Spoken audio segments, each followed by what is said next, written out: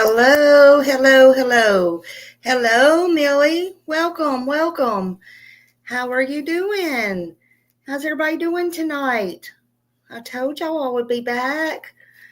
Hello, hello, hello. Thank you for that, Millie. Yes, I want to let you know that this is going to be very, very, very triggering. Hey, Cinderella. Cinderella, hello, hello. Christian Thomas, hey, hey. Welcome. Everybody, welcome in. Good to see everybody tonight. Thank you for being here. I appreciate you. Thank you for being here. Michelle Davis, hello. Hello, hello, hello. So, this is very triggering. It's going to be very triggering. And if you are very triggering or, hey, not crazy, welcome. Or you're definitely, if you're under 18, you definitely should not be here at all. This live is not for you. And if you are here and you need to go in and out and take breaks, I definitely understand. Definitely, I understand. I have asked my mods, I usually don't ask too much of them, but I have asked them to please put up resources tonight, even if it does not pertain to what this live is about, because some people definitely may need it after this, or it may trigger something that they need. And I just want to be, respectful and make sure that they have all resources that they need.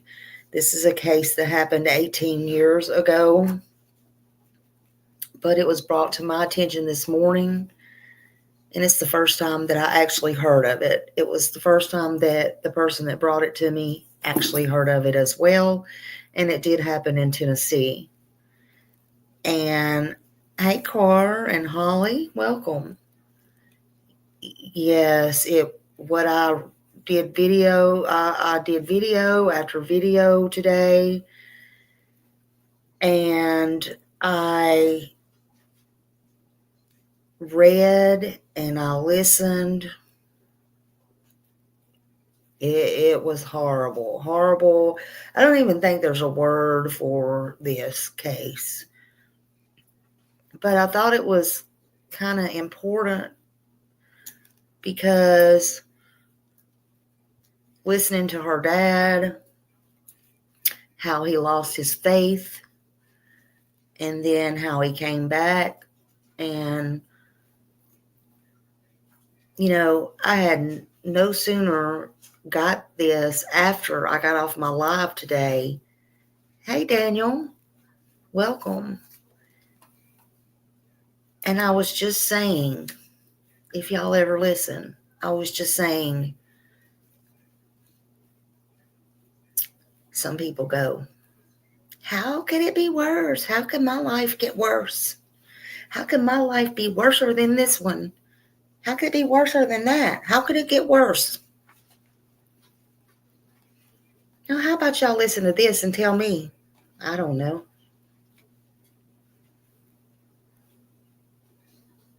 I've heard people say, how can one illness be worse than the other?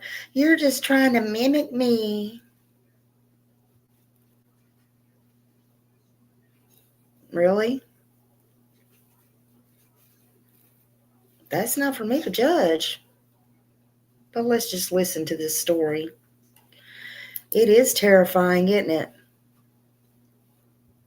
Oh, and for those that say I read and this and that, well, I did definitely have to write a bunch of stuff down. And I definitely will be reading what I wrote down. Hey, Lisa, welcome. Hope everything's going good with you and your husband for right now, hon. Well, every day, not just right now. I hadn't talked to you in a few days. I hope you're doing okay. I hope he's doing okay. Still praying.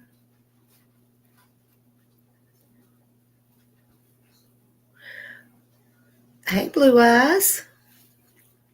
Carol Loves Embroidery. For those that's coming in, I am definitely telling you this is trigger warning. And again, if you need to step out, please do. Somebody said, will this be censored? I don't know if it'll be censored or not. I'm going to try to do all the things. Spell where I can, which I normally don't even care.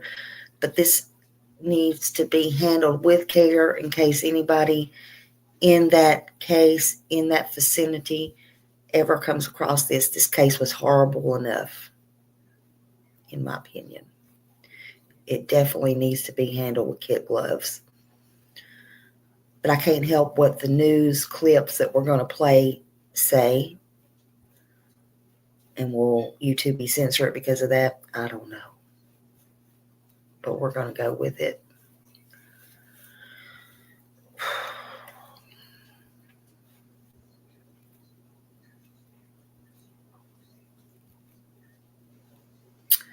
Was a case, again, 18 years ago. First I'm hearing about it. I'm glad I didn't have to think about things like this 18 years ago. I'm so sorry to that family, to that community, to the loved ones, and everybody who had to go through it and that did. As I was going through this, I realized, and you'll see I wrote down that some of these birthdays were the same year as my children. I can't even comprehend. I can't comprehend. First, I want to play just this smaller clip before I go on and on. I have another one that's a little bit larger, so I'll probably do this smaller clip and then give y'all the gist of what's going on and then kind of read what I wrote. And then, because it's a doozy, and I'll probably do it in 2 parts because this will probably be a long live, and then I got many videos. It's like, whoa.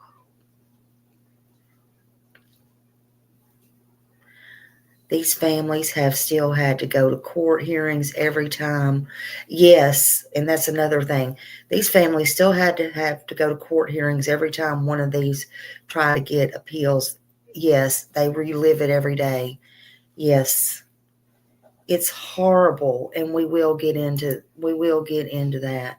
And we're going to do this under Section 107, Copyright Act of 1976. Allowances made for fair use, news reporting, teaching, scholarship, research. I don't even want to say entertainment purposes. There's nothing entertaining about this, but we're going to do commentary and all the things. Yeah, definitely trigger warning. Just remember, if you need to take a break, go out and come in. Just please do that. Let's give credit to this channel I'm fixing to go to. Let me put a little bit of music on. Hold on just a minute. Let's see. No, let's see. Yep. Hold on. Try to turn it down a little bit because I think they were also playing music, if I can remember correctly. Let me see. Try to turn it down a little bit.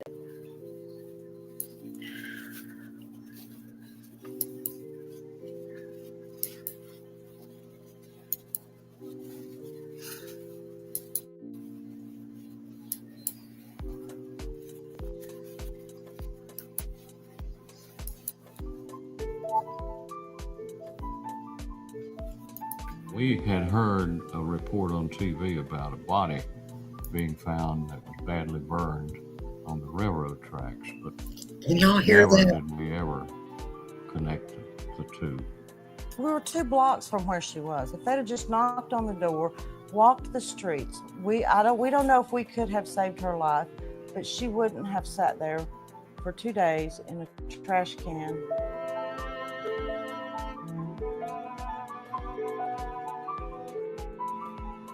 This happened in Knoxville.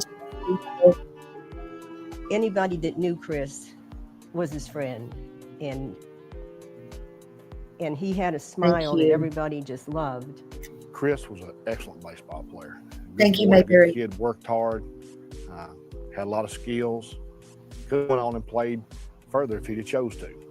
She was a typical girl. I mean, she wasn't perfect. Nobody's perfect, but she was never gave us any trouble, always did well in school. She was beautiful, but what made her even more beautiful was the fact that she was not stuck on herself.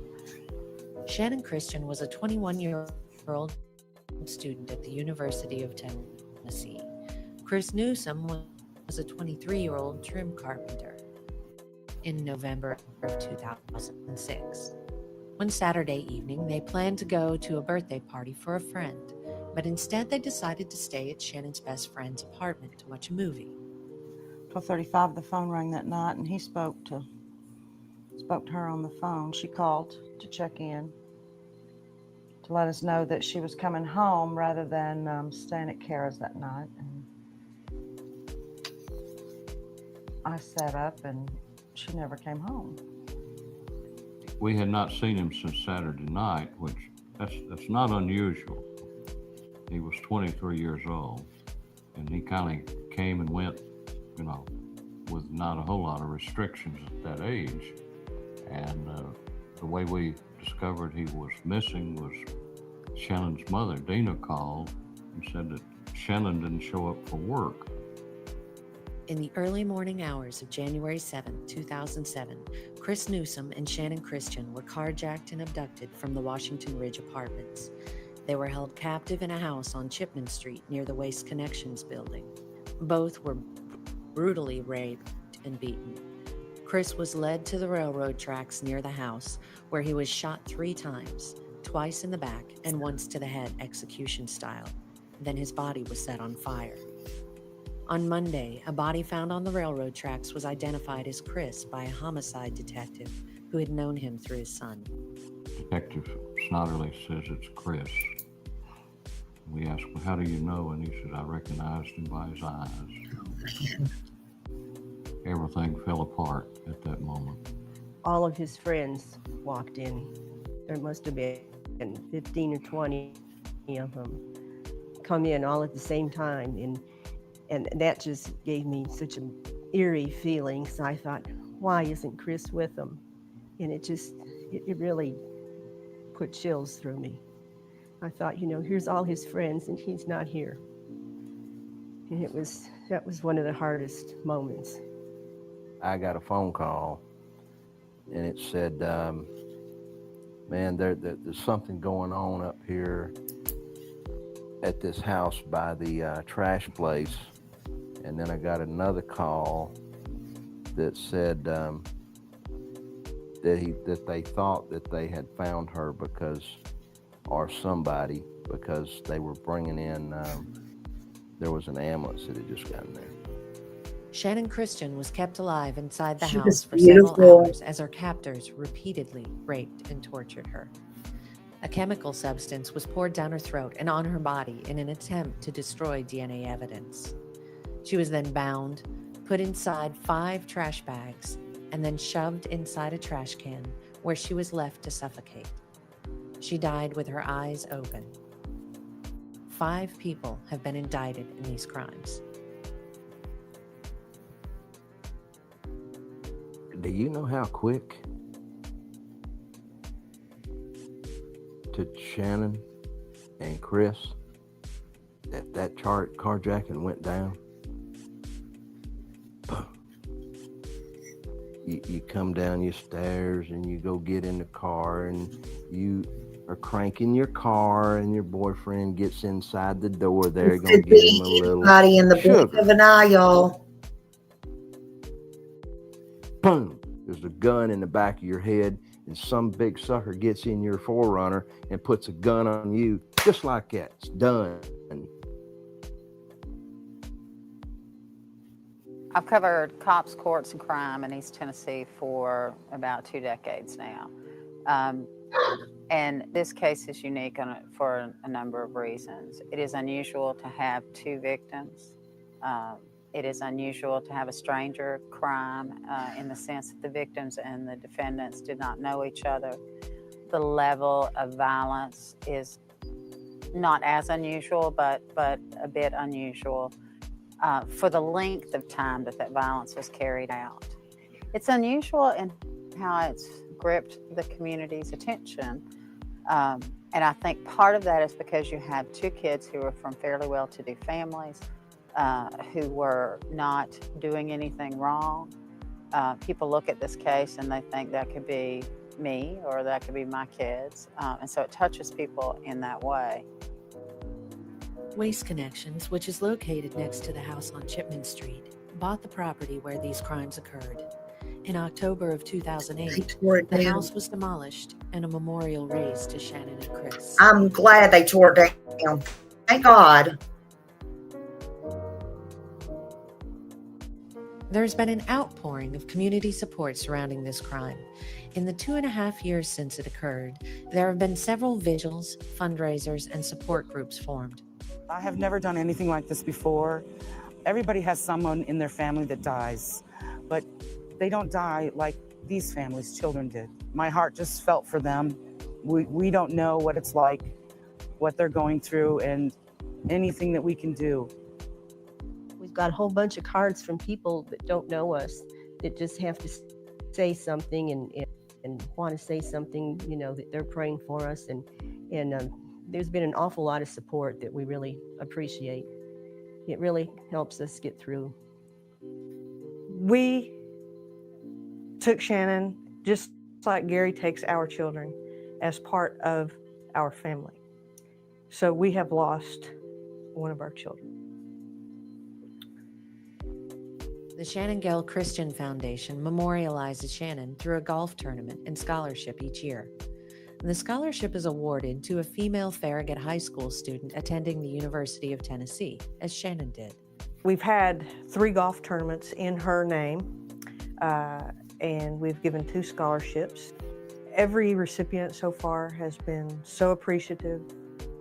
A Little League baseball tournament in Chris's honor is held each year in the Halls community, and a memorial scholarship is given annually to a graduating Halls High School student. He was honored at the baseball park, at the Halls High School baseball park. We put a plaque up in his honor. We give a scholarship in his name every year. And that will continue as long as we're here. The online community at knoxnews.com responds with an outpouring of comments every time the News Sentinel publishes a story about this crime. Many have voiced frustration and indignation over the perceived lack of national media coverage. That's not entirely true. There has been some coverage. CNN did a piece. Fox News did some reporting.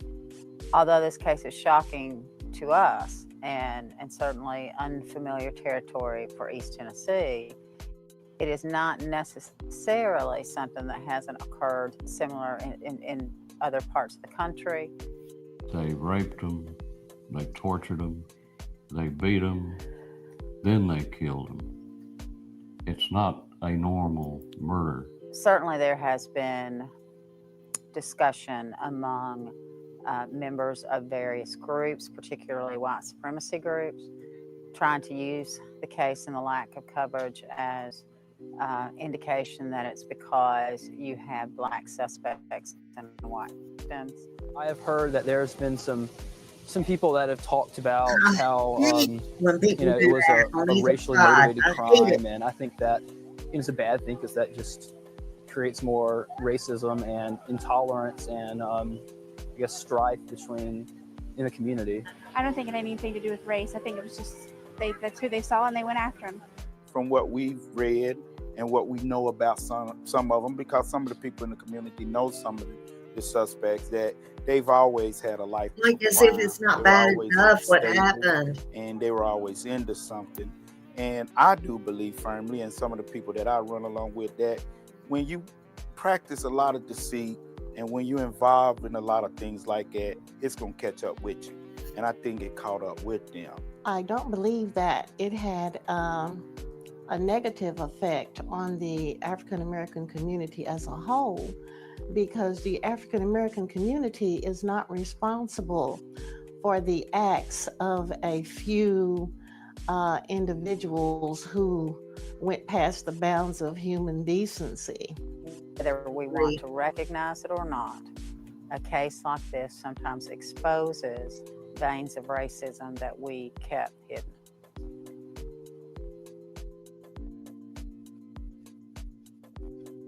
I think a lot of people don't believe that things like that can happen here to them. And when they realize that, you know, there's monsters among us, they're coming in here, they want some protection. They want to know what to do to keep that from happening to them or their kids. Whenever we get a chance, we haven't had the chance yet, but we're going to go and get gun permits and carry a gun also. I just feel like, you know, you really need one now for security, and especially if there's a home invasion or something, you really need to be able to protect yourself now. We started a class just for women called Women on Target, and it's full almost every month. Most of the people that I know have a carry permit. But they didn't use it. They didn't then. They do now. I'm not talking about 4 or 5. I'm talking about 100 or more. Everybody I know, everybody that's close to us. I'm more cautious about what I do and where I go and my surroundings. I'm very scared of like going out somewhere that I'm not aware of where I am. Since it happened, you know, you always gotta be leery of everywhere you go anyway. So, you know, you gotta be leery about people you meet and stuff that you do. I have a daughter, and I wouldn't want any. I mean, as a result of that whole thing, I'm checking up on her every day. The Christian and Newsom families have yet to grieve their loss. Instead, much of their time is spent in courtrooms. They've committed to being present during every step of the trial process for each of the 5 suspects. Still, the memories of their children bring them strength and fire their determination. 2 weeks before this happened, Chris had that motorcycle that, and he loved it. He rode it all the time, and we were always afraid for him when he rode the motorcycle. We didn't want anything to happen, and he knew that we were scared about him riding it. And he called me one afternoon and said, "Mom, I've sold my bike." And I said, "You have, Chris?" I said, "Why did you do that?" And he said, "Because I want a life." And that just haunts me now that he said that, and 2 weeks later, here he is dead. It just haunts me. I'd be sitting in that chair, and she would come, I bet 1,000 times, and slide right over the arm of that chair and sit in my lap. She was so tall, long-legged, her feet still dragging the ground. But she would sit in my lap, put her arm around me, and look at me a certain way. "Daddy." And I would get this feeling that would come over me like, this is gonna cost me. If I sit down in that chair and shut my eyes, I can feel her do it. I know, isn't it, Lisa?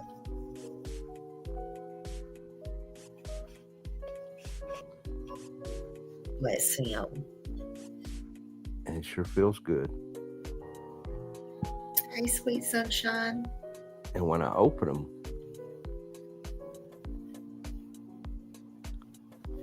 I got a rage in me you wouldn't believe. I hate in me that ain't normal.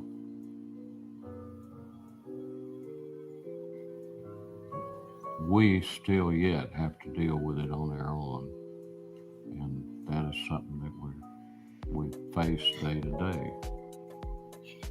We can't bring her back.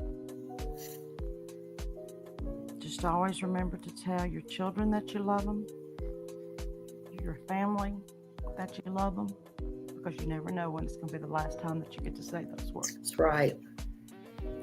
I was grateful enough to tell her that I loved her the day she walked out that door. And her daddy got to tell her he loved her that night. He talked to her. Because that was one thing that we always did. We let our kids know how much we love them. And to be careful. And you just never know when it's the last time. She said, be careful. That's right.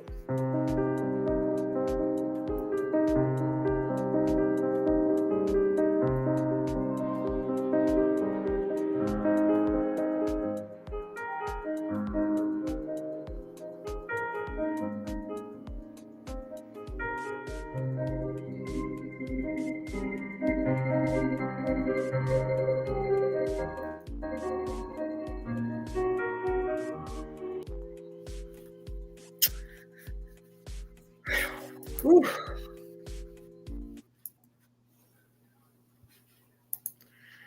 Yeah, you never know. And you definitely can't turn back time, right? Yeah, Sweet Sunshine said, I tell my kids and my parents every chance I get. Because we assume they know. We assume they know, but it will eat at you. You know, it will eat at you if you don't and something happens and it's not your fault because they know. They know. I mean, even if you assume it, they still know. I mean, we know. But I would hate to leave this world thinking my kids are sitting here suffering because they didn't say whatever they wanted to say. I mean, I wouldn't want them suffering. So just stop and take the time. It don't take but a brief second, But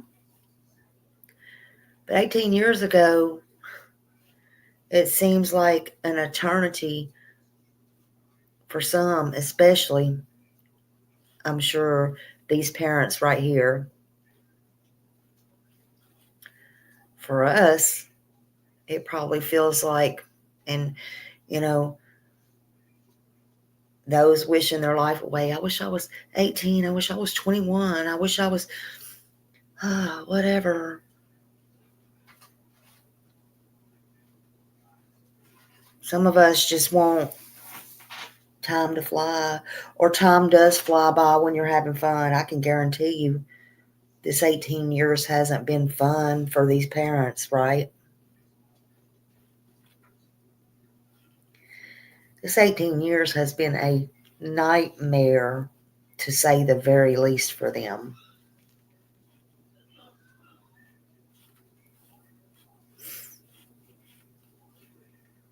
It's not been fun for them. It's been 18 years of pure hell on earth. Jay New said, I watched their court testimonies some time ago and it was ridiculous and sad. What I saw in a bunch of these videos was gut-wrenching.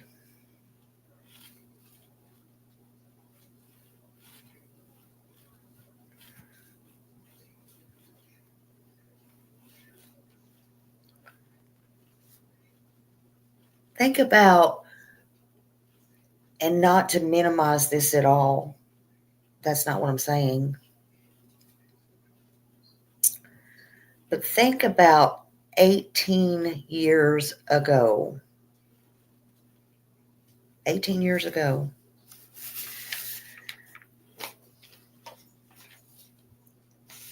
"18 years ago, in no way, shape, or form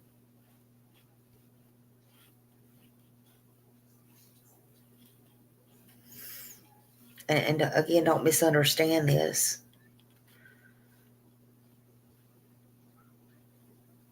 But things weren't so violent and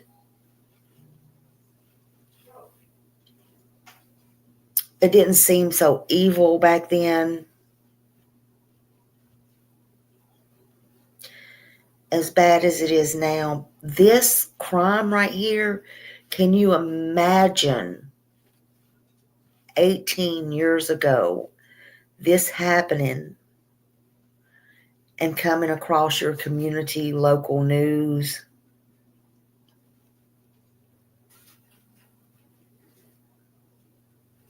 I mean, can you imagine everybody in that town, the state, and everything was probably, they didn't know what in the world to think or do. This was the most heinous crime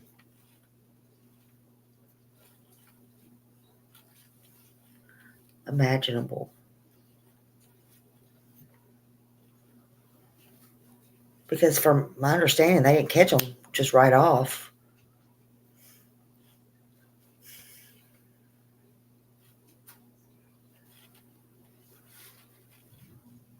Imagine everybody was just shocked.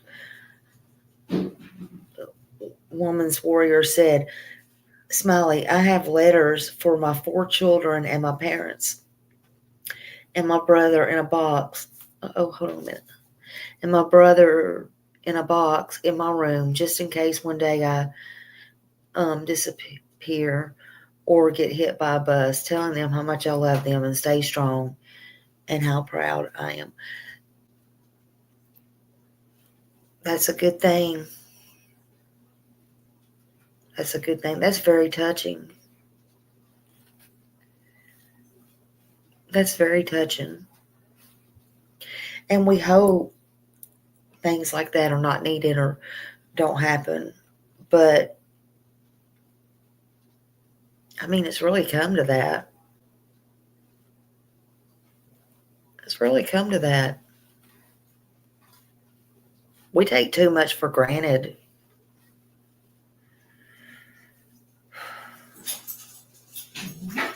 Yeah, the parents found Shannon's car that led to the rest of the findings. Look, there was one of the guys wore his shoes and used the cell phone and all that. Hey, Garrett. It was some nerve, right? And I've heard of people taking souvenirs, if you will, but to just be so brazen as to wear the person's shoes and use the cell phone, and all those things. Really? Oh, just wait. We're going to get into more of that. Let's see. Ruru said, I'm here in Knoxville, and I remember when this happened. My heart always went out to those parents. Yeah.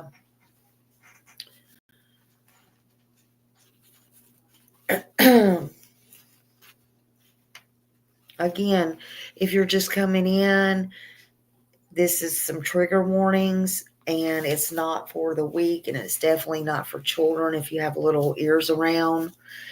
And I understand if you have to pass or anything like that. Shannon Gail Christian was 21 years old. She was very bright and beautiful. And Christopher Newsom Jr., he was 23. From what I can tell, he was very handsome. And they were from Knoxville, Tennessee. They wasn't from there, but they lived in Knoxville, Tennessee, where this happened. They were both young. They had their entire life in front of them. And they were just getting started. They had everything, in my opinion, going for them. I remember that age very well. I do. They were, if you're just coming in too, they were kidnapped the evening of January 6th of 2007, when Shannon's car was carjacked.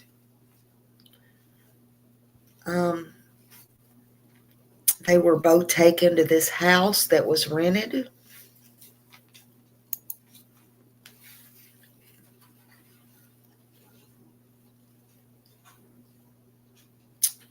It was a rental house. And both of them, again, trigger warning. I'm going to spell it, was RAPD, tortured. And then MURERED.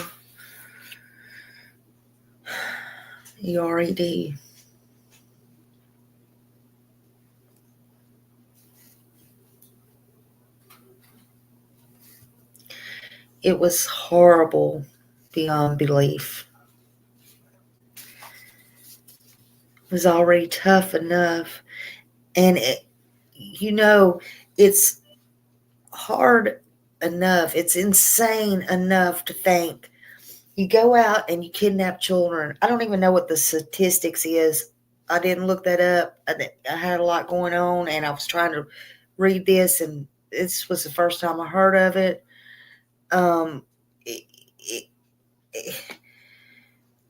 Trying to catch up because I wanted to do this. But to kidnap a child, and most of the time, it's hard to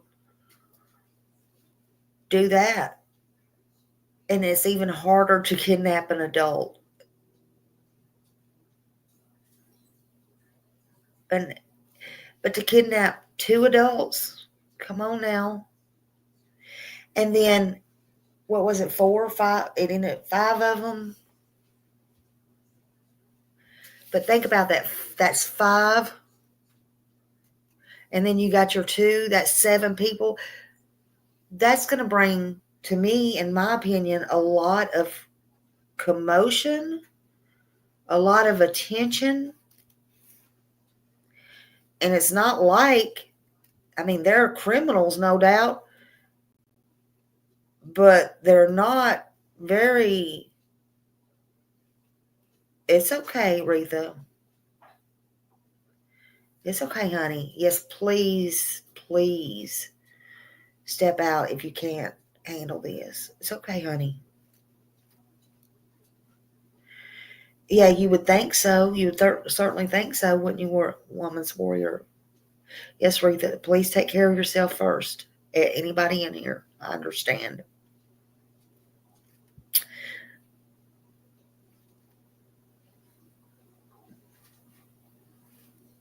I'm going to play a video in a minute, and hopefully this is the reason I'm doing this. It's okay if you can't do it.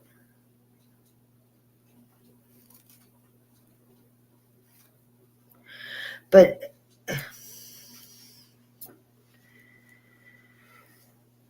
you would think it would bring attention, I don't understand.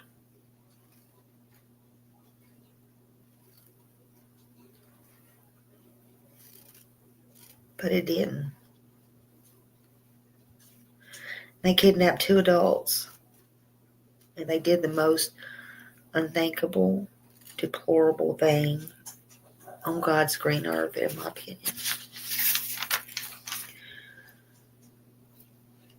4 males and 1 female ended up being arrested for this.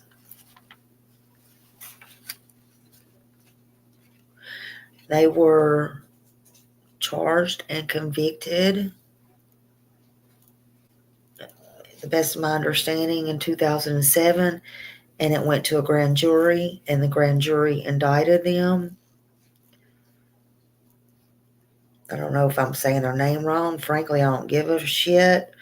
Latavius Corbins, Lamarcus Davison, and again, I may be saying the name wrong. The first names, I'm sorry. I'm sorry to y'all. I ain't studying them. I ain't studying the predators. George Thomas and Vanessa Coleman. They were indicted on, the counts of kidnapping, robbery, RAPE, and the murder. But also in 2007, Eric Dwayne Boyd was indicted by a federal grand jury for being an accessory to carjacking.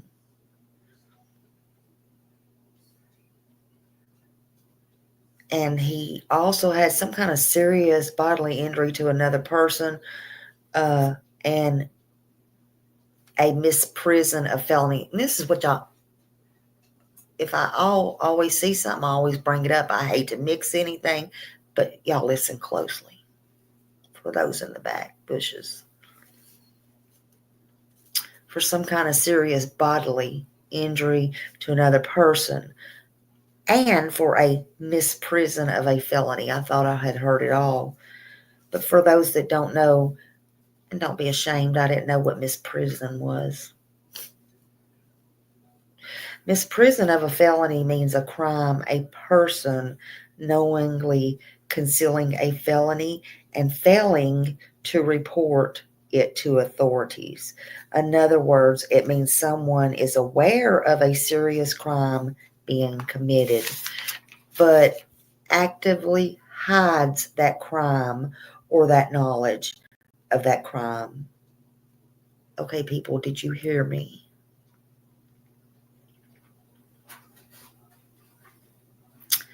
That's the meaning. I double checked it. That's specifically for some of you on YouTube. That is what a misprison is. And don't be ashamed, I didn't know either, but some of you might want to think about misprison. You're welcome. Because misprison is a felony. Not MRS, not MISS, but it's MISPRISON. You're welcome.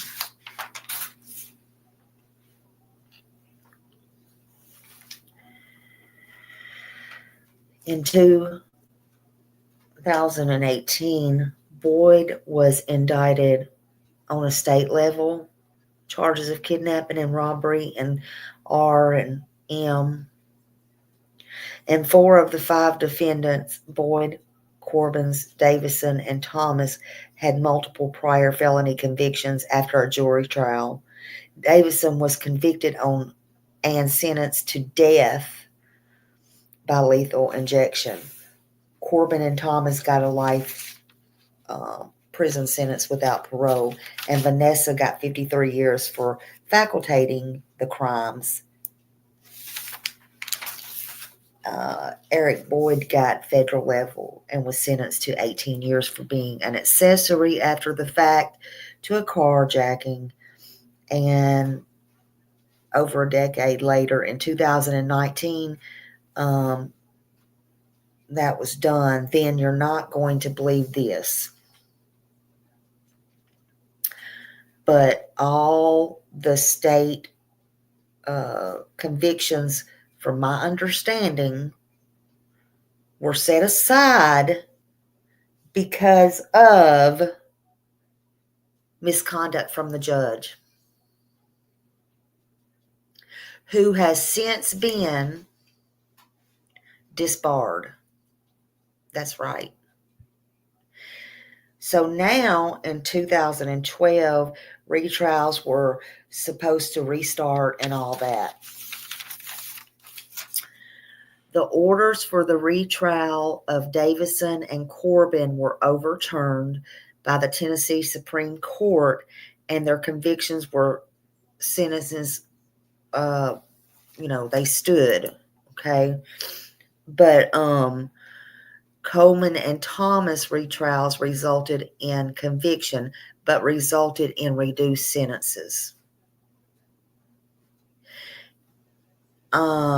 In a reduced sentence for Coleman and Thomas, so many people spoke out in the news media, and that's what they were talking about a while ago.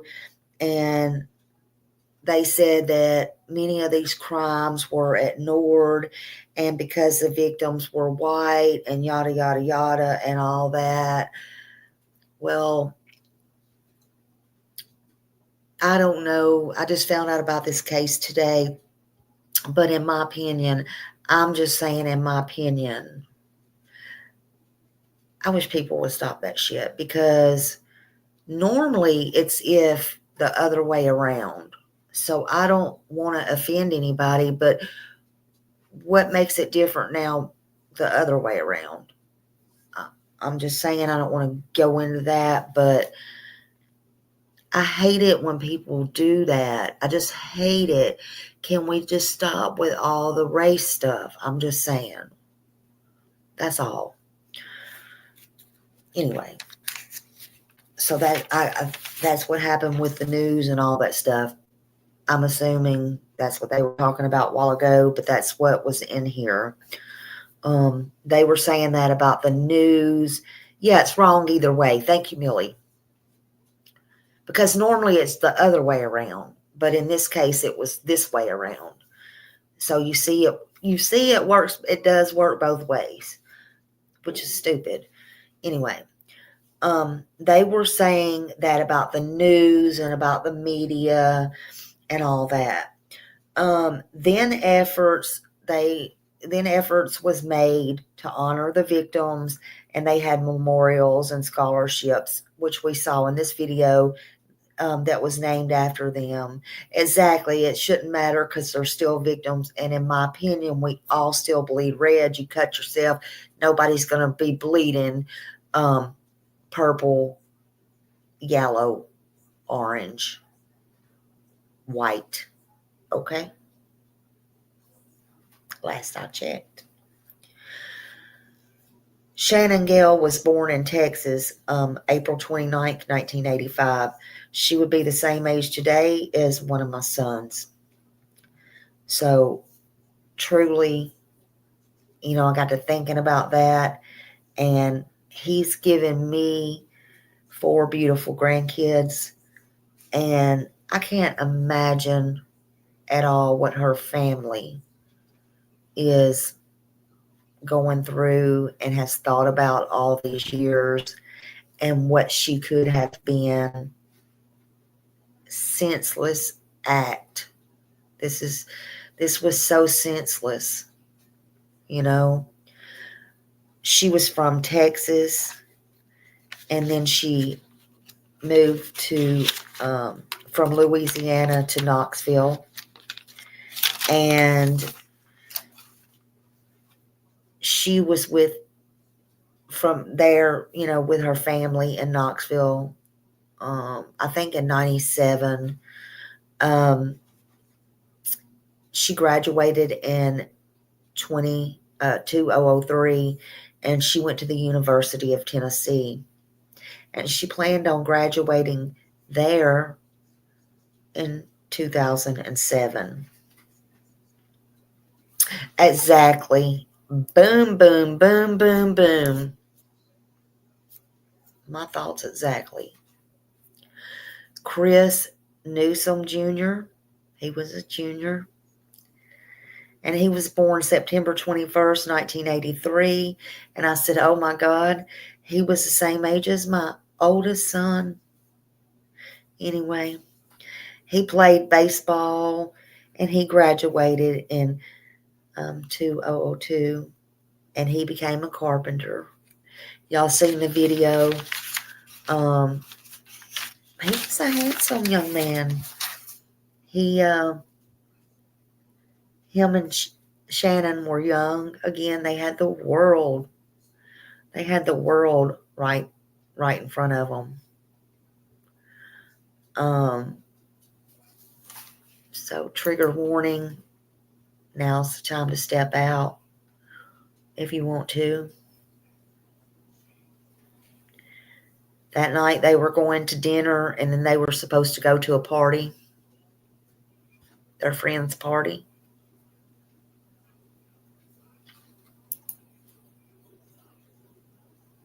Exactly. Absolutely.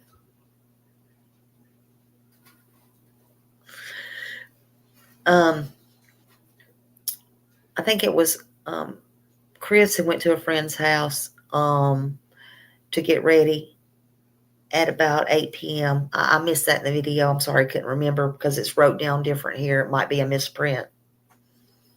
at about 8 p.m. and his friend went on to the party. Y'all tell me if I'm wrong. It could have been a misprint because I was a little bit confused about that. And was waiting to be picked up. So then when their ride came, when she came, they went out to the parking lot to get in the car.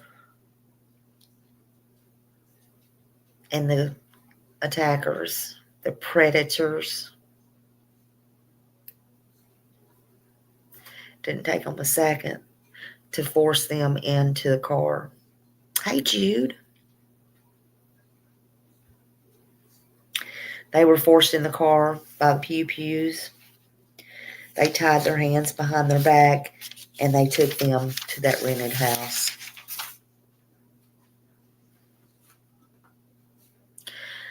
That house again, and it don't matter because it's tore down, was at 2316 Chipman Street, where both were RAPED. And it's fixing to get real triggering. Again, if you need to leave, please do. Please don't have no kids in here.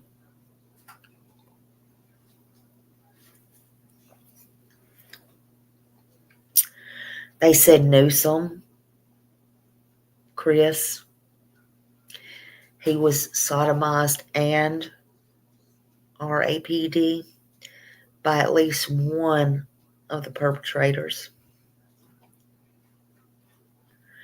He was then taken to the railroad track nearby, and he was forced to walk barefooted.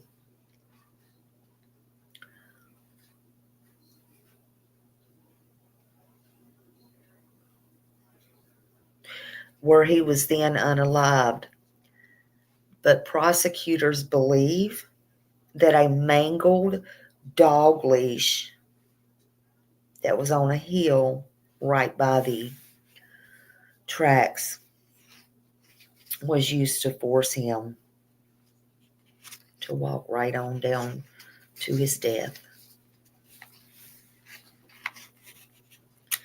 You're talking about some cold-hearted son of a bitches. His hands were bound behind his back, sadly.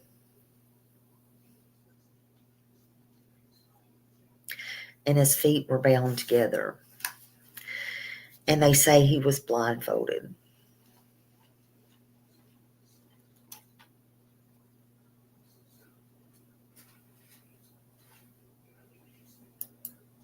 Oh, wow. Wow.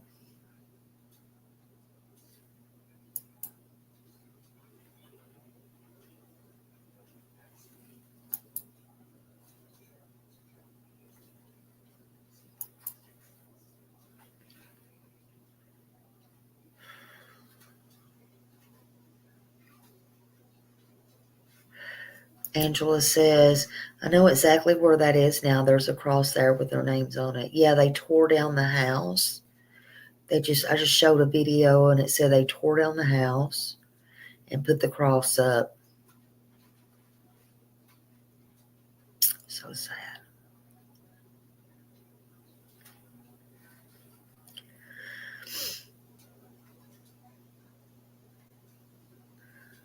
All he had on was a shirt, t-shirt, and underwear.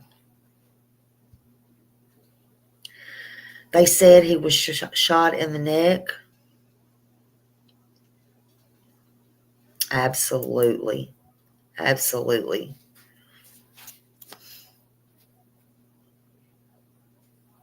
And in the back. But he survived.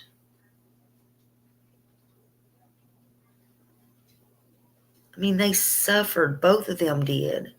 And because he survived, they later shot him again in the head. The fatal shot was with the pew-pew muzzle and severed the brainstem.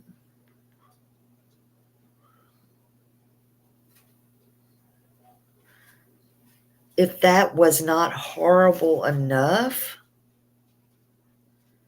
if that wasn't horrible enough,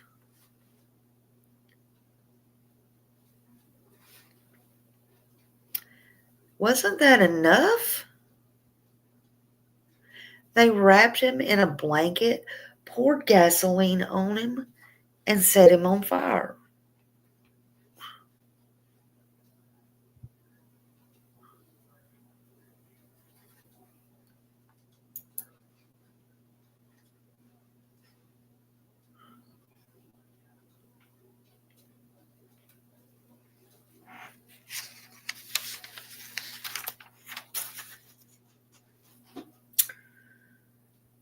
Again, earlier today in my live, I said people want to whine and they want to cry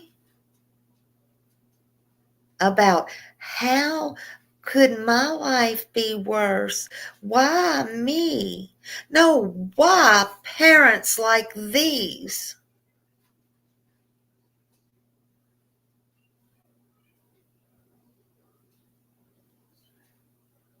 Oh, it could get a whole lot worse. Trust and believe.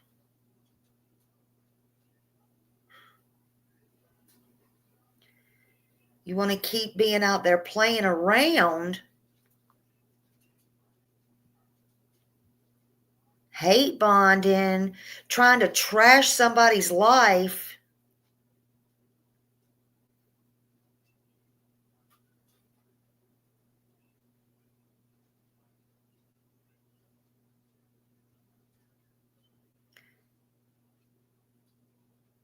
You want your grass to be greener on the other side? Maybe these parents will swap shoes with you, even for one day.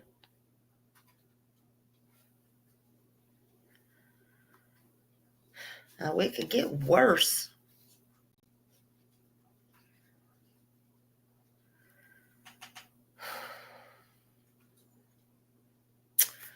I hate to hear that, but you know, I've heard all through my life, even when I was a little girl, just in a regular loss, just a regular, I don't even know what's regular anymore. Just losing a child could either bring you closer together or pull you apart. It can make you or break you. So I really hate that. I do. I pray for them all.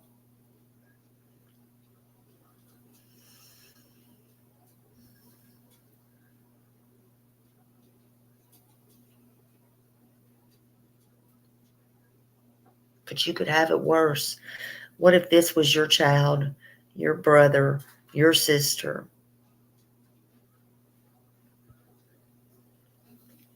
Get real and fuck off, will you? Stop your stuff. Wake up.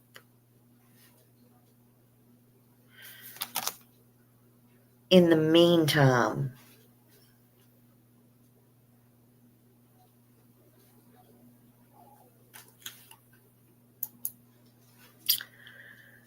I believe they said the girl, Shannon, was being held against her will still while this was going on down at the railroad tracks in the bedroom of the house.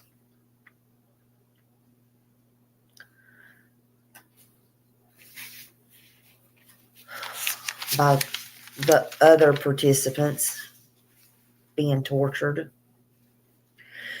Then they all returned, and this was bad. So please, can't handle it, you need to leave.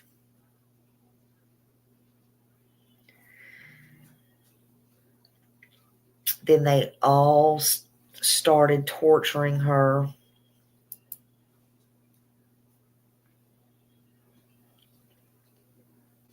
All of them.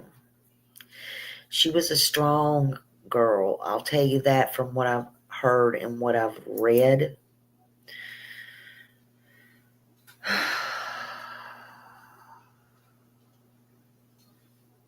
I'll get to what I'm going to read in a minute. Not crazy. Probably I'm not 100%, but what I'm going to read from a journal, it wouldn't surprise me one bit. Now, I haven't got to hear all the videos all the way through, but you'll see. Yeah. Other than how could they not, other than just pure devil ass evil. I don't know. Some people are pure evil. They don't need drugs.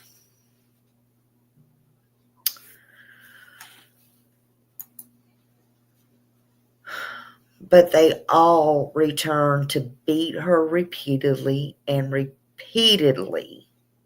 R-A-P-E her.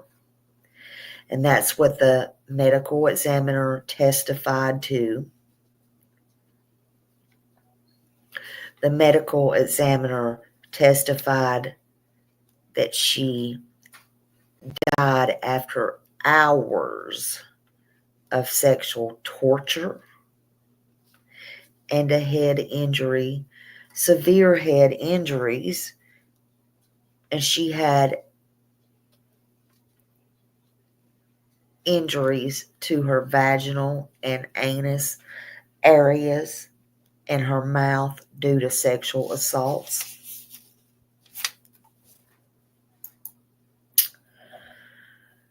And they said injuries were consistent also with objects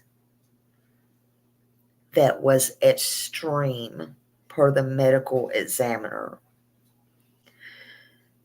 She was also tied to a chair. She was front and back raped.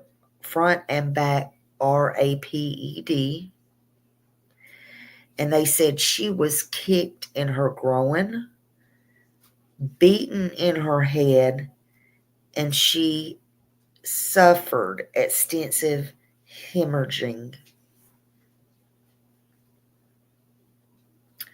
She had carpet burns and bruising over much of her body.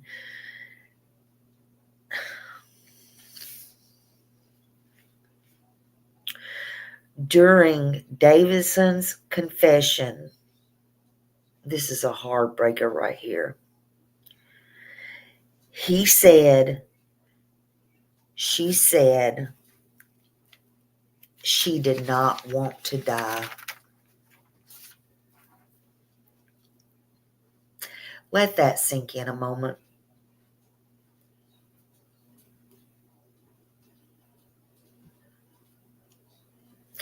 Thank you, Kimberly. That's why I say these are the devil's spawns.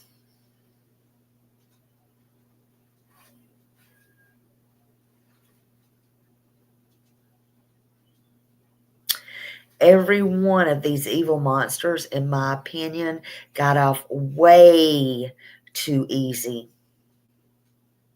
I don't even know what to say. I don't even know what the punishment should be, or I don't even know. How can people who don't ever even know you get together and do this to any other human being? While she was still alive. They should get the same. While she was still alive, and this is triggering also, while she was still alive, in order to try to remove the DNA, the freaking attackers, these evil, evil people. I don't even want to call them people or human beings. These evil monsters poured bleach down her throat and scrubbed her body even when it was bleeding. Even her torn and battered private area. She was hogtied, and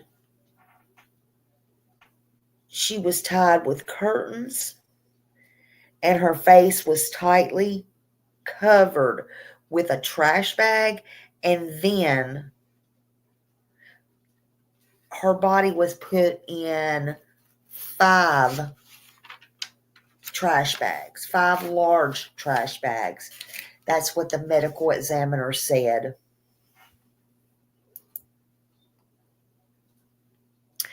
And she slowly suffocated to death. What in the holy world?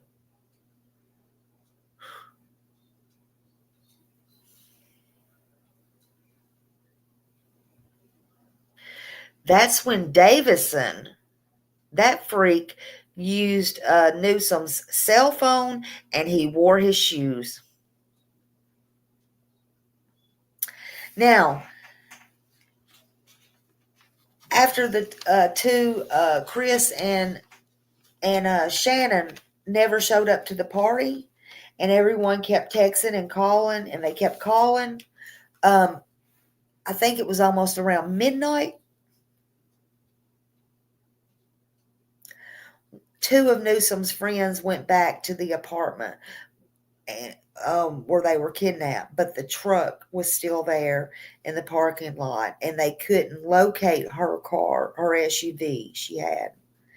But a witness that worked for Waste Connections arrived, they said, at Chipman Street about 12:30 on January 7th, and he noted that there was lights at the 2316 Chipman, and it seemed strange, very, very, very busy for that time of night, he said. He saw a 4Runner and with porch lights on, and the 4Runner later drove real slow by him, and he saw 4 black men in the 4Runner, and another witness around the corner said they heard 3 pops at 1:45 by the train tracks. So January 7th at 12:30, a railroad employee found Newsom's body.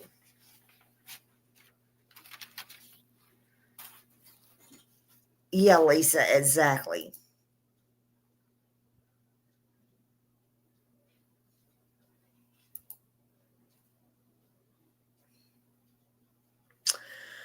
So January 11th, okay, 7, 8, 9, 10, 11. So it's January 11th.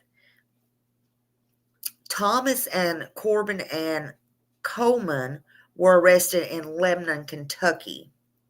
So they went to Kentucky.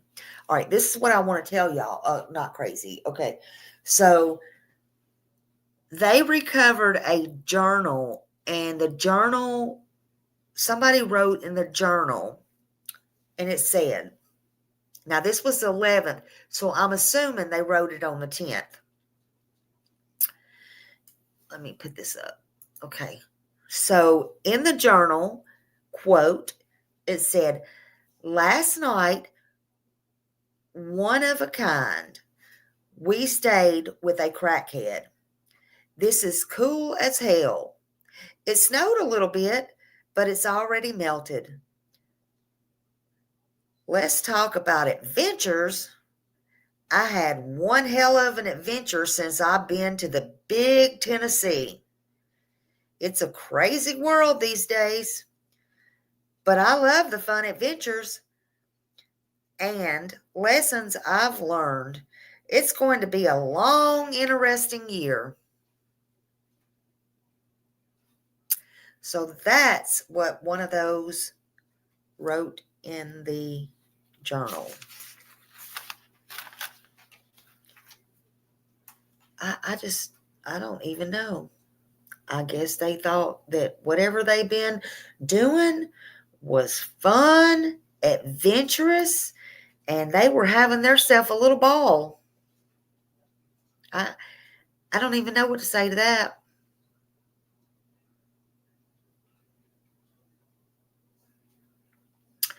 So I looked it up, and Thomas, one of the perps, he was born in 1983. Corbins was born in 1982. Davison was born in 1981. They call him Slim. Vanessa, she was born in 1988. Oh, Mr. Boyd, he goes by E. He was born in 1972. He's the one that was indicted by the feds. So I'm going to assume at least Slim and E, yeah, they were probably into something cray-cray. Yep, the devil and Satan. Exactly. Now, from what I could tell, like somebody said in here earlier, they have been to court so many times and back and forth and all that. From what I could tell, make heads or tails out of all this, Vanessa is being held at Tennessee Prison for Women, which is now known as Deborah L. Johnson Rehab Center in Nashville. She was eligible for parole in 2017, but her sentence expires April 2036. But in 2014, all families were notified that her sentence was reduced for good behavior by 16 days per month. The good news is her parole was denied, and in 2020, she went back in front of the parole board and was denied, and can't go back again in front of the parole board for 10 more years from 2020. Corbin and Thomas is at Riverbend maximum security, but they were transferred to Bledsoe in 2012, and they are serving life sentences. Thomas is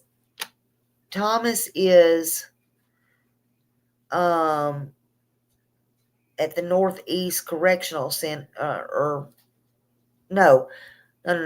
Thomas is,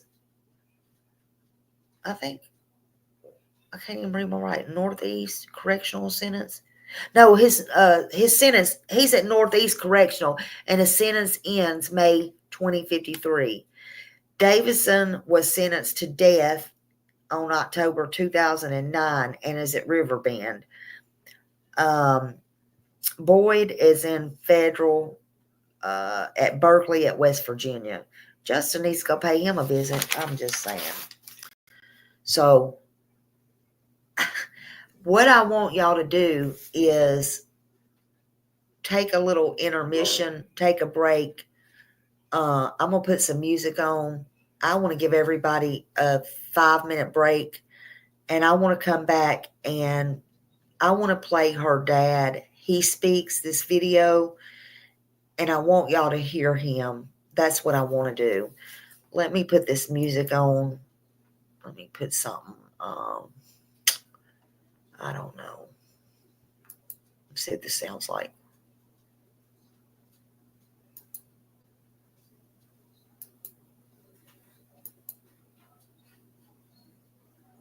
Oh, hold on.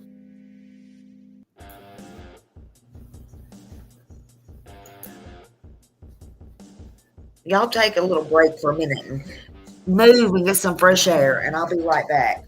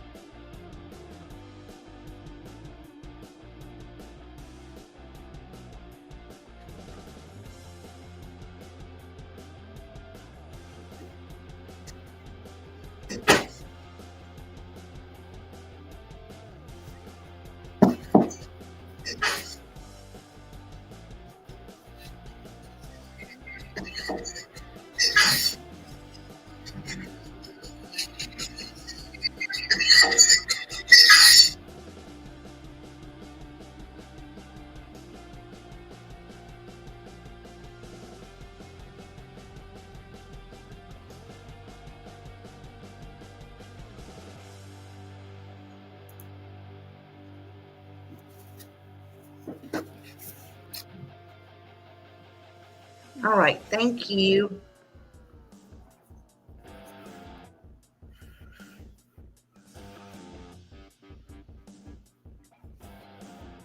I get confused with this music every time. All right. Now, all right. So thank you for waiting on me on that. I had to go get another big cup of coffee. I got a huge cup that time. So I want everybody to take care of themselves and make sure you, you know, got your little break in and all that. Hey, where's Summer 1-800-TBI Find? Hello, hello, hello. Okay, so what I'm going to do is I'm going to present this video right here. Share screen. And this is the dad. All right. For everybody.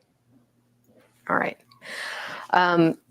Gary, I want to talk about, first of all, just tell us again about Shannon in your own words.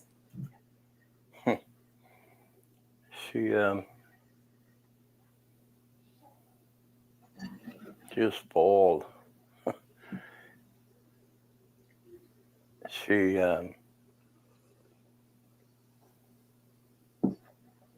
was happy. Brr.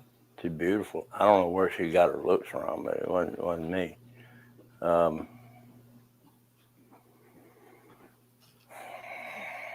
She loved life, that's for sure.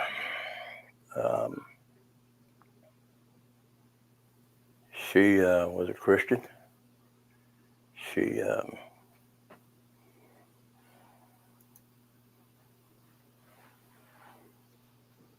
couldn't stand drugs, wouldn't be around them. Even if it was somebody she was pretty close to, if they were doing something, she was out of there.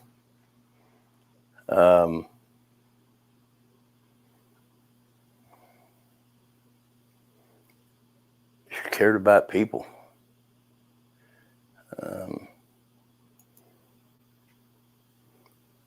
Her best friend's mom passed away. Never will forget this. We were in Louisiana at my mother's house, mother and dad's house, and when I went to bed, she was talking to Kara. And when I woke up the next morning, she was talking to Kara. You If see that she bird was, if his she eyes. considered you a friend, she was a friend. She didn't turn her back. She didn't change horses in the middle of the stream, in other words. She, if you were her friend, you were her friend. And she loved her brother.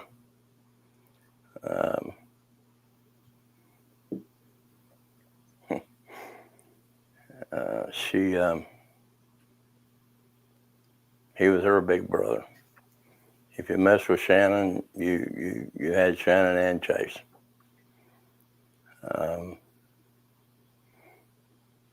They loved to fight.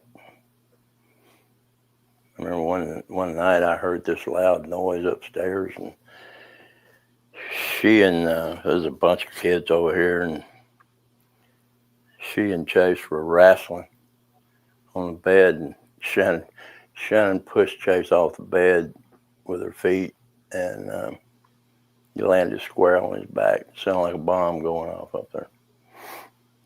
But she was spoiled, but she appreciated everything. She worked hard. She time she died, she was working 2 full-time jobs and going to UT. and great grades, just smart. Don't know where she got that from either.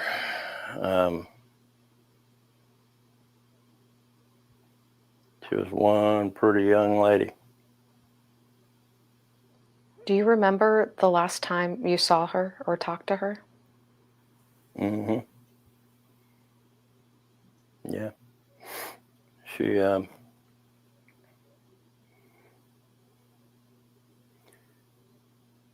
came down the stairs and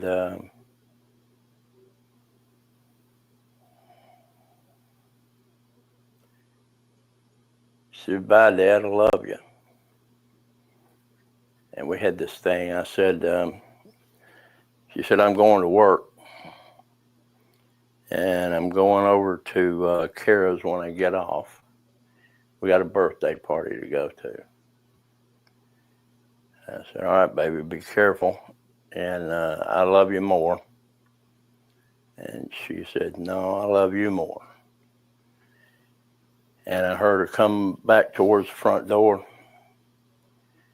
And when she went out the door, she said, "I love you more," and slammed the door. So she won that battle. That was the last time. How hard is it for you to continue to hang on to those memories as each year goes by? Do any of them fade, or are they all still very strong for you? Yeah. That part. Every day.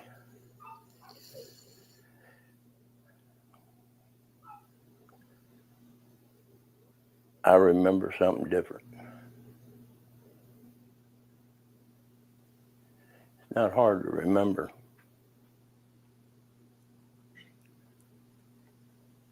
It's not hard to remember her. Not at all.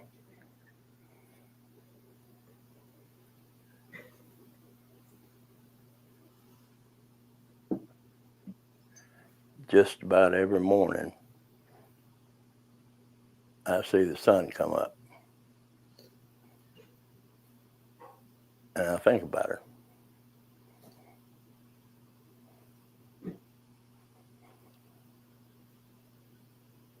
It ain't hard. Is it hard to not separate, or to be able to separate the good memories of who Shannon was from what happened to her? No, that's two different things.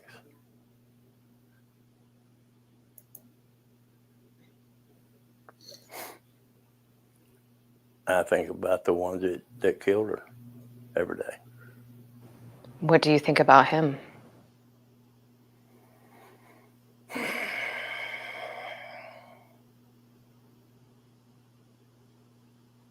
Which one? I thought you said the one, as if in your mind you... No, they... just the ones. Okay. It's all of them. What do you think about them every day? Well,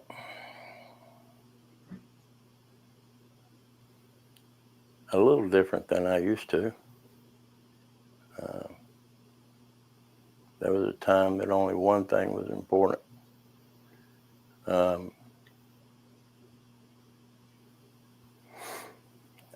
don't know.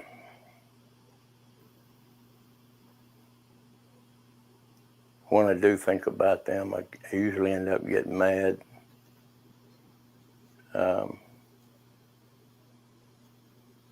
Hey, just me. Davidson, he's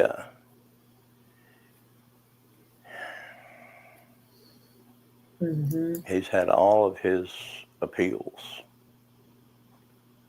that he's granted. I mean, he gets so many appeals. Got a phone call about 2 months ago, I guess it was, from Nashville.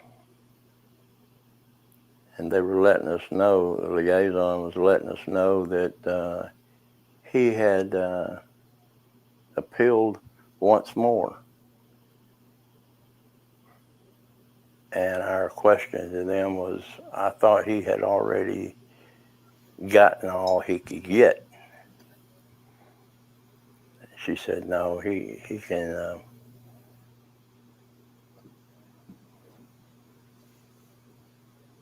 appeal all the way up until the night before he to the governor anyway.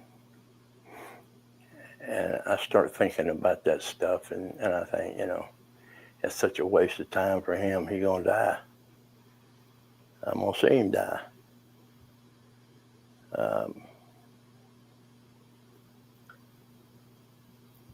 He's gonna die because a lot of us were persistent and demanded that they'd go to the end of the world to convict him, just like the rest of them.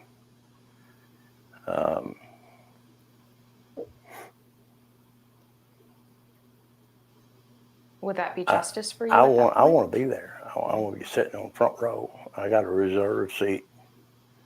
Why do you want to be there? I'm gonna see him die. Ain't got nothing to do with heaven or hell. I want to see him go because of what he did.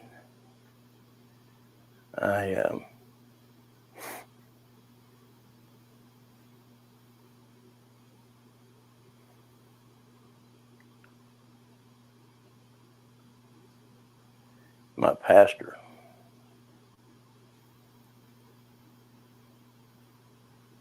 I seen him do it. But you know, there's that question of forgiveness.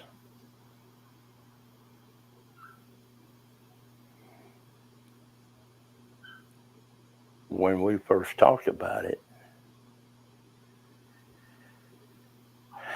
I couldn't even go there.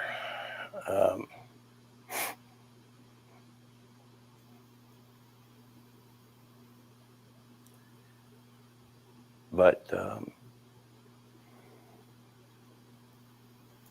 then it came down to it that I told him, I said, I can't do it. I've tried. Can't do it. He said, that's when you give it to the Lord.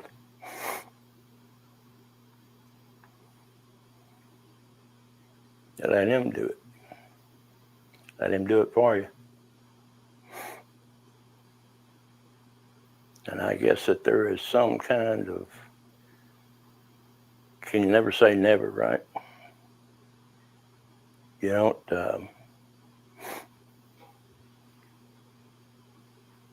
not going to say that he could never truly, in his heart, be saved. Because I think he is pure evil.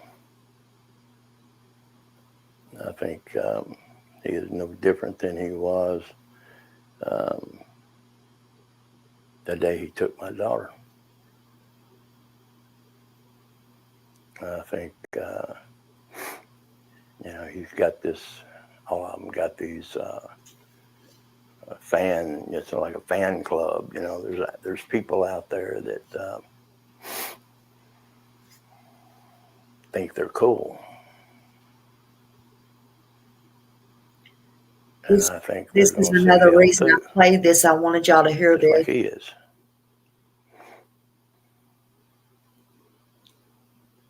But I had to come to the realization that if one day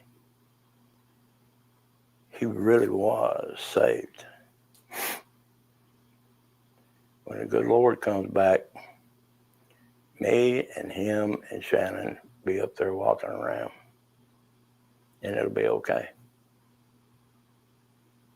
That's weird. I spent 14 years wanting to kill him. Tried everything I knew.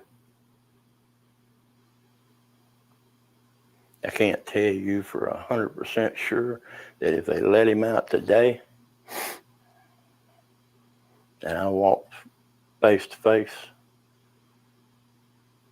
I ain't so sure I wouldn't do it again.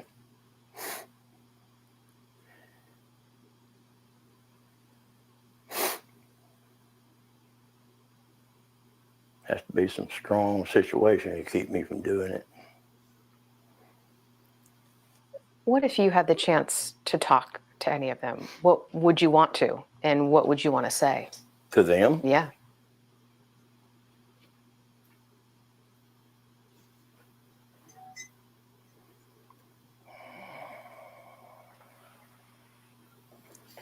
I spent 14 years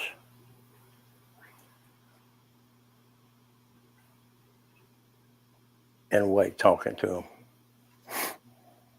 You know, I got in trouble several times for that, and sometimes I say I got in trouble. I didn't get in trouble.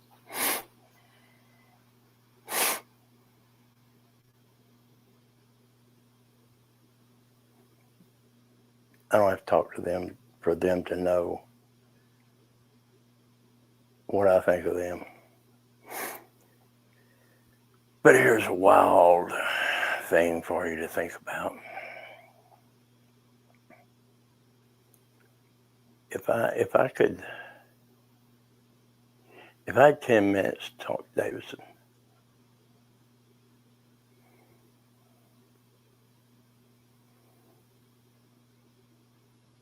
I think I'd spend 3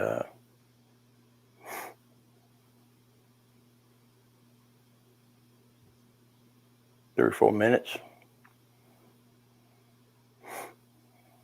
telling him exactly what I would like to do to him. And then I think I'd spend the last 7 telling him about the Lord.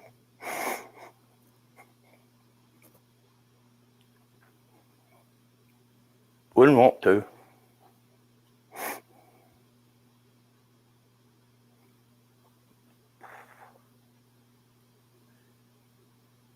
But I don't think when I get in front of the Lord, conversation ain't gonna be about him. It ain't gonna be about David.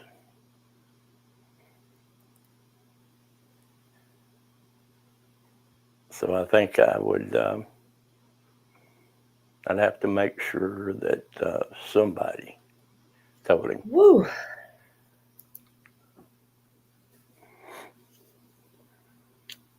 Confusing world I live in, because after I did, if he shunned it, then I'd tell him that where to go. Lord. Would you have been able to survive all of this without your faith? I did.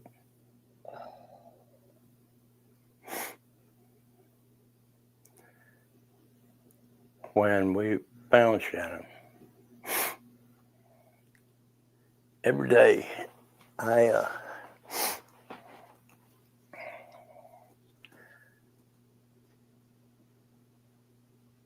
kneel down and ask the Lord to protect my children. That's all I ever asked for.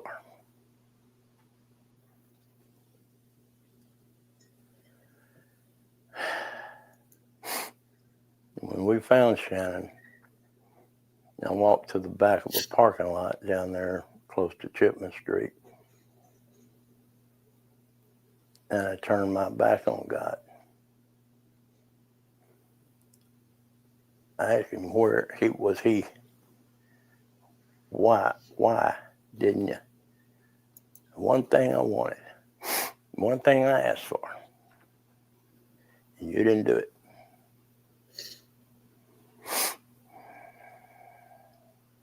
For 14 years, I didn't pray. I didn't want to talk about God. I didn't want to talk about the Lord. I didn't go to church. I wanted nothing to do with it. anger, hate. Those are the things that drove me. And when the Lord, me and him didn't talk.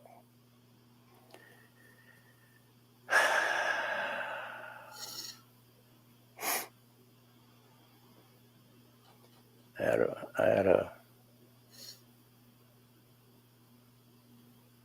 brother of mine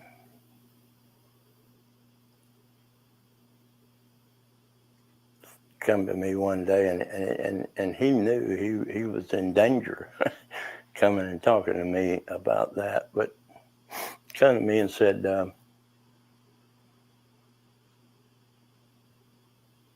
I've got something on my mind that I can't get off my mind. He said, I want you to, I think the Lord wants me to tell you this. I kind of looked at him funny, I think, and he said, he wants you to know that he didn't take Shannon. He didn't cause it.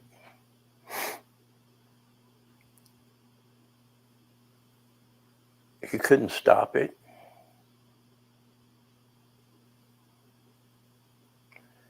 Because evil took your daughter. And the second that evil took your daughter, he took your daughter from evil. Oh, it's a good way to think about it. Man had free will. And when Christ went back to heaven, he said it, it's in the book, that he was leaving, he'd come back. And that evil was going to rule this earth. And he was going to do everything he could do to destroy us. Every one of us. As long as he, or until the Lord come back.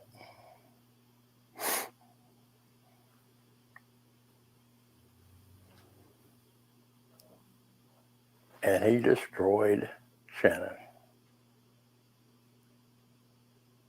And brother, he's trying to destroy you.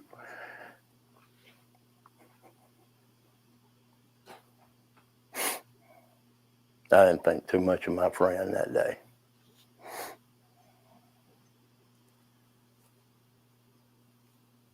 And on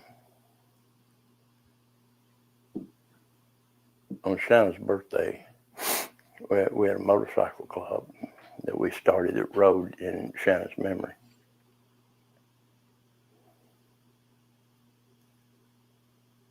And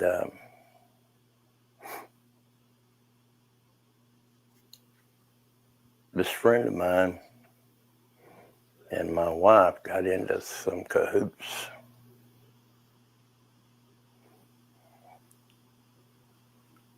And talked me into going to church on Easter Sunday.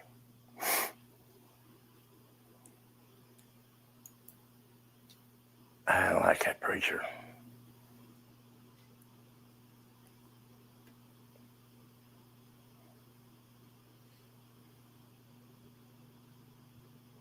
I don't like what he said. I was ready to get out of there. And dang it, if they didn't do it 2 weeks later on her birthday was our anniversary ride, the first time we ever rode as a club together. No. And we have a ceremony every year. And we were headed to that ceremony after church. I didn't like the guy again. Didn't like what he had to say. And when I got there,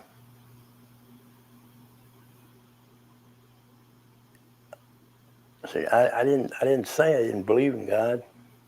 I didn't say I didn't believe in Jesus.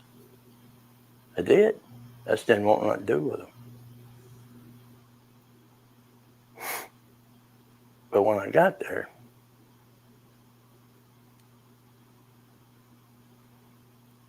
mostly I think because of what I had heard in that church. But when I got there,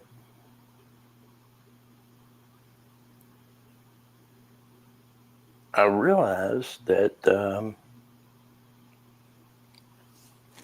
I turned my back on him. I felt there's a reason I needed He to. never turned it on me. And he never left me.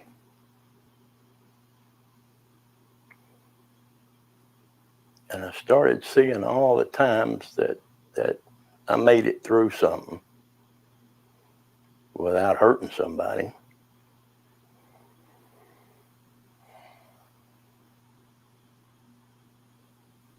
It was him.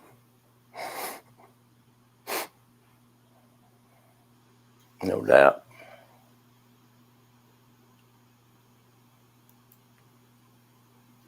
He used a lot of people that were around me and close to me.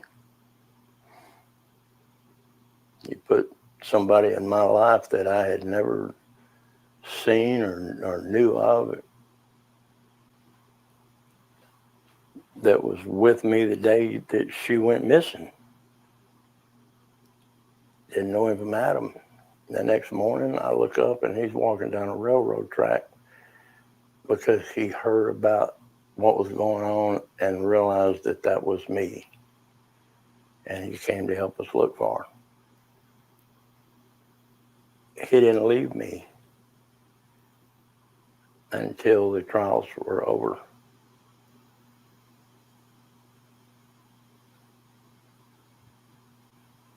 And then he was gone.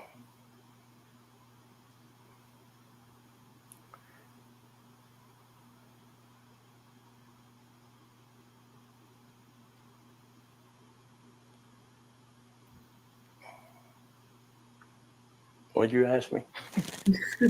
Well, I do have another question. I was asking about your faith, and as you were talking about sort of the journey Did that back answer to your it. question? Yeah, I did. Okay.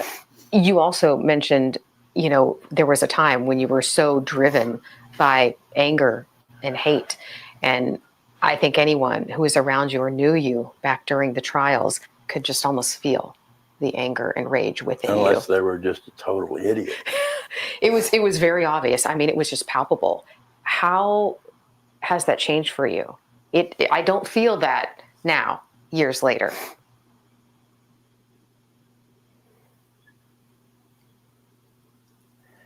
No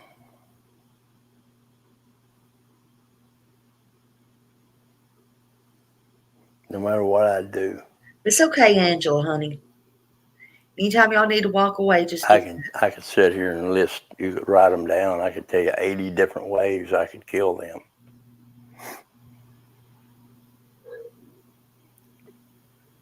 Given the chance.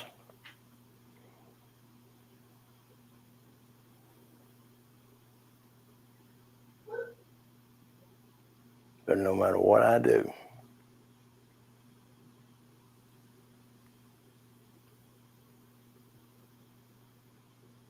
it ain't gonna bring Shannon back.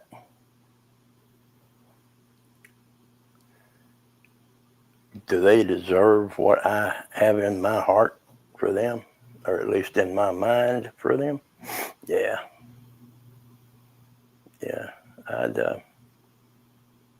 I'd feel like I was on a field trip when I was in elementary school.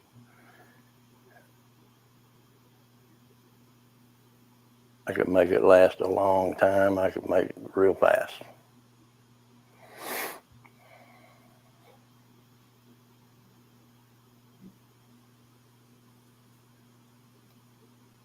They were convicted. they're not going to hurt your children. They're Amen. not going to hurt anybody's children ever again. And that's what I said I wanted from the beginning.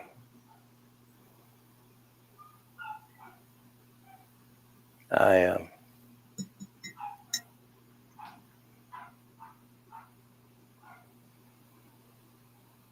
have my days, I have my moments that the best thing in the world for them to be is where they are.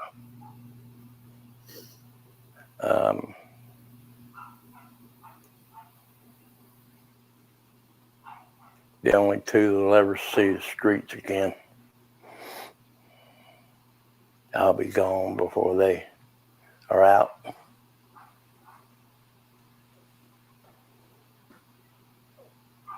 I don't think it's going to get any better for me than that.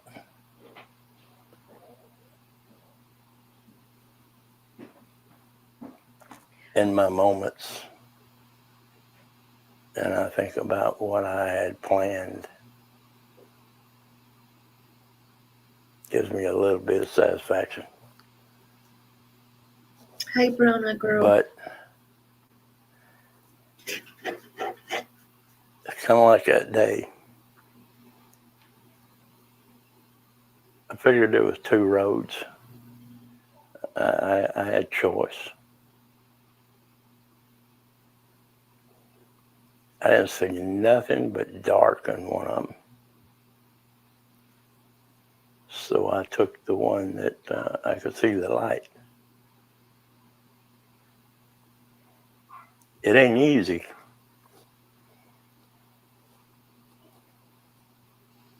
I want to tell you the worst thing is every day I am reminded that there are a multitude of people just like them out there on the streets in Knoxville every day. Could it happen again? Yeah, it has. I've been to several courtrooms with families that were headed down the same road that I went down. Will it happen again? Yeah. Yeah. I don't think there's anything any of us can do to stop it. Because we don't know when it's going to happen or where it's going to happen or to who it's going to happen. But will it? Yeah. And when I see people that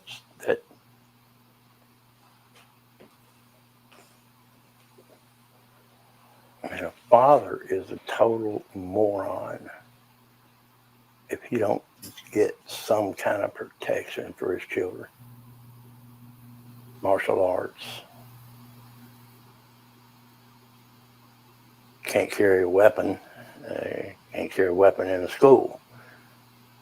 Could it happen in the school? Yeah. It has. It does. Both my granddaughters are black belts, but little boys, don't forget, need that too. My children, Lori's children, we look at them like they're our children. And I don't have anybody in my family don't carry. Everywhere they go, every day, every night, it don't matter. Would they protect themselves if it was necessary? You dang right they would.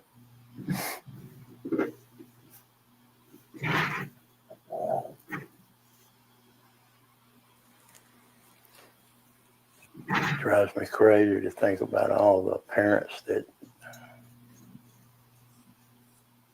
and I see children coming out of teenagers coming out of Walmart. They're lucky they don't get run over by a car. All they got is that.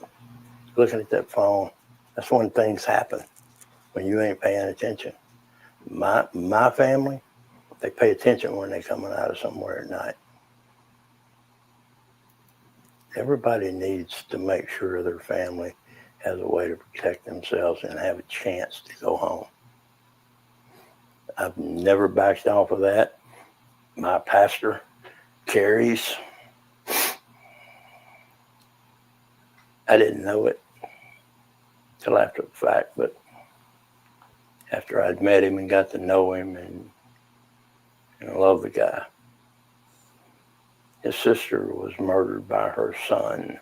Oh, no. His sister and his brother-in-law were murdered by his son. And not too long ago, his son was released from prison.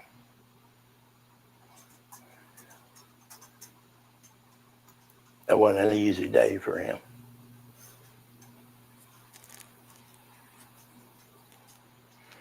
What you want to do and what you need to do is two different things. We've been talking a lot about protecting your families and family, and I can't help but think about the two families that are now sort of connected by this tragedy. Chris and Shannon were dating only a few months, really, and now they're sort of forever entwined. How do you feel about that?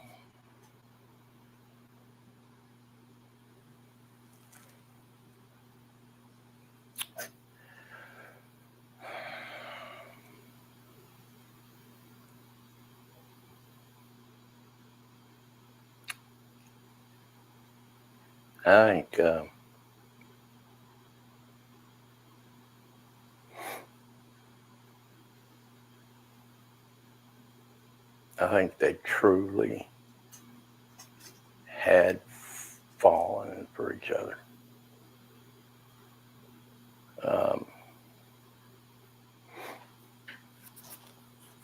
Neither one of them had dated a lot of people.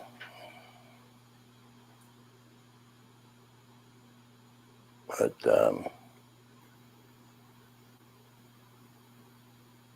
Chris, Shannon brought him home. He had to go through his regiment. That's what we used to call it. When she brought him in the door, I was cleaning a pistol and my son was cleaning a shotgun. And he didn't blink an eye. Didn't bother him any. He's a good old country boy. He fit right into my family. And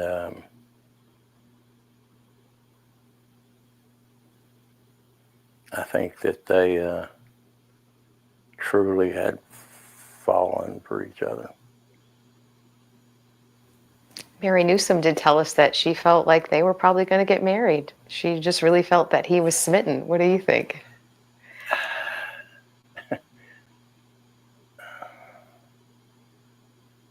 Boy, Chris would have had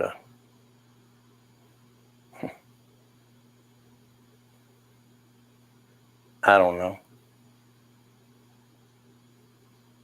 I believe that there certainly was a possibility. My stepdaughter just got engaged, and young man that's going to marry her came and sat down with Lori and I and did what he's supposed to do.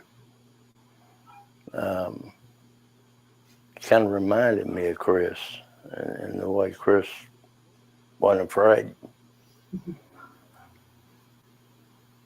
But they hadn't been dating that long. And I think that I'm pretty convinced in my life that when you get in front of somebody, that's the person. You know it. And I think that was certainly a possibility. I mean, that Shannon didn't hide nothing. If they've been talking about it or anything like that, we'd have known about it. But could they have been headed down that road? Yeah, I think so. What do you say we end with your favorite memory of Shannon, if you have one?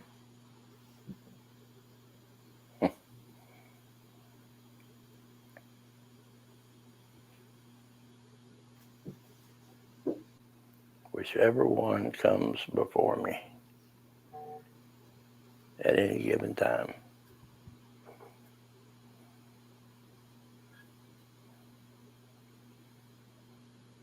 They're all my favorite. What I can remember is like pictures. People say, what's your favorite picture of Shannon? Every one that I've got, can't get any more.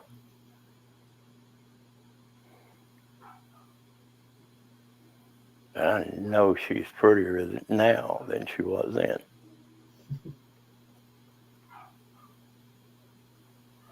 One thing that struck me, I just have to ask this too, is we figured out that this year Shannon would have turned 40 years old. That sort of took me back for a second. When you hear that, what do you think? That makes me feel old. Sorry. But knowing my son's 42 makes me feel older.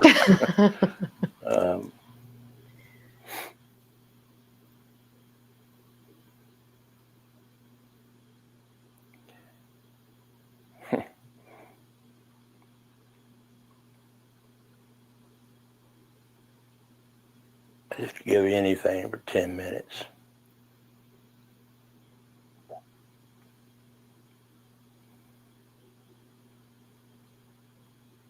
I know she knows.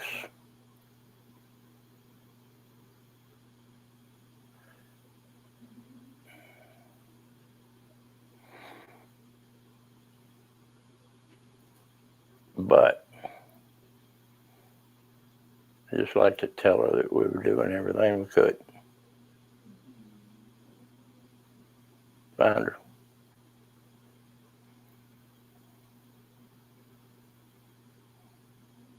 And then I love her.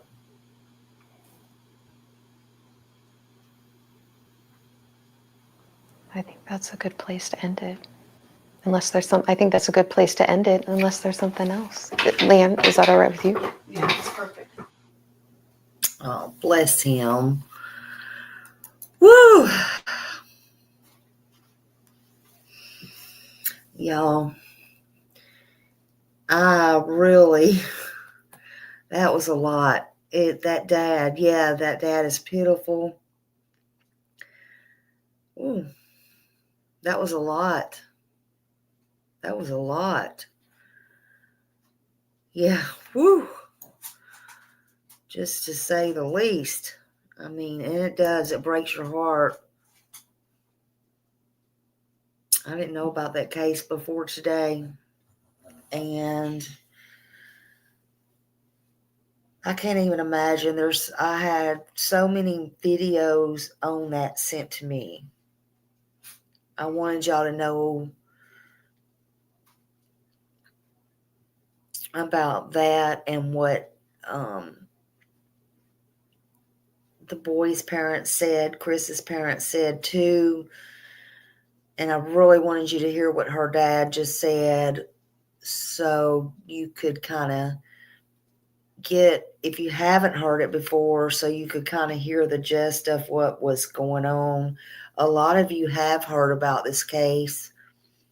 I don't know. I got a lot of videos on the court and stuff like that. I may or may not play them. It's a lot. I know it's big trigger warnings, and it's just a lot. So I don't know, but now that you know about the case, you can even look it up on your own. I'm not here to worry about any clicks, views, likes, or anything like that. You know the name, you know the case, and you're more than welcome to go look it up on your own now. So I just wanted to get it out there to you. The main thing that I wanted to do, I'll go back and I got all those videos. I mainly just wanted to really play the dad. And actually, when I told Millie, I didn't even tell her what it was, but when I told her today I'm going to play this, I have this case, and I want to play it mostly because I know it's such an old case and everything, but I mostly want to play it, one, to let everybody know that, wow, two adults got kidnapped and all this happened to them. But I wanted to play it too because I thought it was well put by somebody who kind of lost their faith, and then how he put out there how, which is understandable, but, well, he said it better than I can explain it, but I just thought maybe somebody might need to hear that. I don't know. Sometimes if I hear something, maybe it's not even so much for me, and maybe it's not even so much for y'all. I just feel like sometimes something tells me put it out. Maybe it could be somebody who comes in 2 or 3 months from now who may need to hear that. I don't know. That's what I'm here for, right? To hopefully help somebody, some way, some shape, some form. If it does, it does. And if it don't, it don't. I don't know. So that's what I was trying to do. My heart really goes out to both families, friends, and that entire community. And that would be interesting. He may have done that before. I don't know. Like I said, who do I think that voice is? The voice? What voice? I'm confused. Who do I think that voice is? You might have to elaborate a little bit more on that. I'm kind of lost about that. Yeah, they had to go through the trial twice. And again, because that freaking judge, and that's crazy. But peace and comfort to that family. Both families, not that family, both families. There were 2 families. Yeah. So.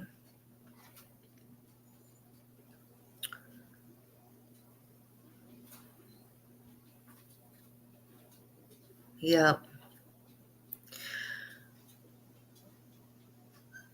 I don't know if y'all are talking about a different case or something. God, Smiley, he spoke to you in your heart and mind. Oh, I get you. Yeah, it was meant for somebody. Yeah. It was meant for somebody. Thank you for that. Yep. I just felt like somebody needed to hear it. I did. Thank you.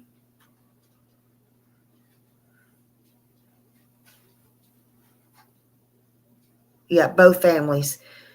Yep.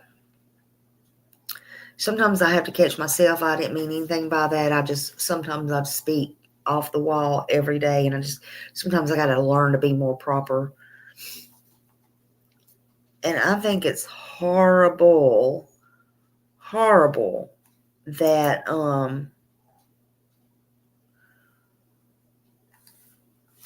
we got to realize, like I was saying about my granddaughters, both of them are black belt and all that. And I got grandsons too. But we got to realize, as this was proven just now, people, even grown people, as we see, kidnap little boys. We were told that all of our lives, or I was anyway. We got to watch boys just as well as girls. But now we're seeing it don't only happen to little boys it happens to grown men. So listen, people, we need to teach our young males when they're young, you know, we need to teach them, and everybody needs to learn to protect themselves and be aware of their surroundings. This world, there's evil people in it, and they don't care. There's people out there that has no regards for humans at all, in my opinion. Exactly, Angela. I don't know. They'll hurt anything. Animals, humans, property. They don't care. But listen, I know it's been a long live, especially for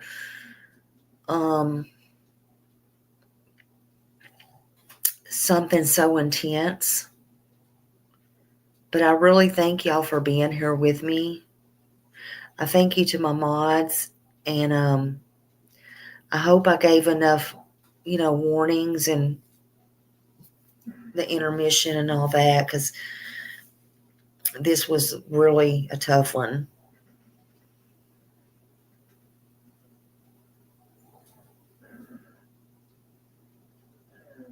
Yeah, exactly. Yeah, don't dismiss anything that, is telling you any gut feelings, But thank you for being here with me. I'm going to go ahead and I guess close out for the night. And again, thank you all for being here. Y'all have a good night. Love you bunches. Bye.